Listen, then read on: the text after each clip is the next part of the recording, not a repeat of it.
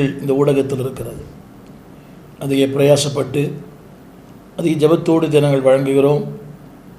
கேளுங்கள், முடிந்த அளவுக்கு அடுத்தவர்களுக்கு இதை அனுப்புங்கள். தேவையில்லாத எத்தனையோ செய்திகள் அனுப்புகிறோம். இதையும் ஷேர் பண்ணுங்கள், ஃபார்வர்ட் பண்ணுங்கள். முடிந்தால் சப்ஸ்கிரைப் செய்யுங்கள்.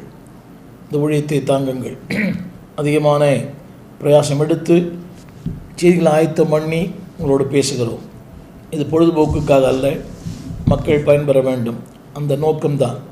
இந்த நாளிலே ஏசாயா புஸ்தகம் 55ஆம் அதிகாரம், அதாவது 1, 2, 3 வசனத்திலிருந்து சில சத்தியங்களோடு பகிர்ந்து கொள்ளும்படி விரும்புகிறேன்.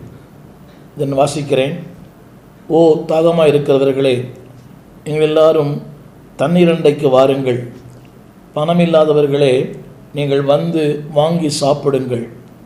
நீங்கள் வந்து பணமுமின்றி விலையுமின்றி திராட்சரசம் பாலும் கொள்ளுங்கள். நீங்கள் அப்பமல்லாதற்காக பணத்தையும் திருப்தி செய்யாத பொருளுக்காக தங்கள் பிரயாசத்தையும் செலவழிப்பானேன். நீங்கள் எனக்கு கவனமாய் செவி கொடுத்து நலமானதை சாப்பிடுங்கள். அப்பொழுது உங்கள் ஆத்துமா குழப்பான பதார்த்தத்தினால் மகிழ்ச்சியாயிருக்கும்.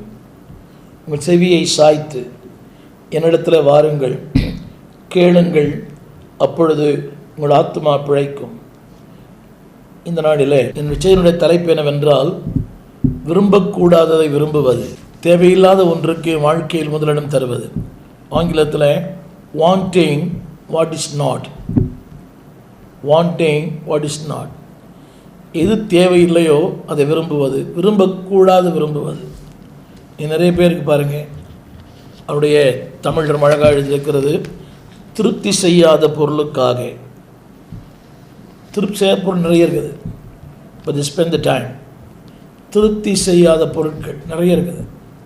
ஆண்களும் பெண்களும் திருப்தி செய்யாத பொருளுக்காக தங்கள் பணத்தையும் தங்கள் நேரத்தையும், எவ்வளோ திருப்தி செய்யாத பொருள்.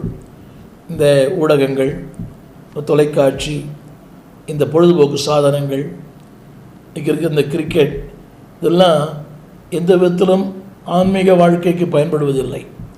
திருப்தி செய்யாத பொருட்கள். விதமான சாப்பாடு, திரும்ப சொல்கிறேன், விரும்பக்கூடாது விரும்புவது.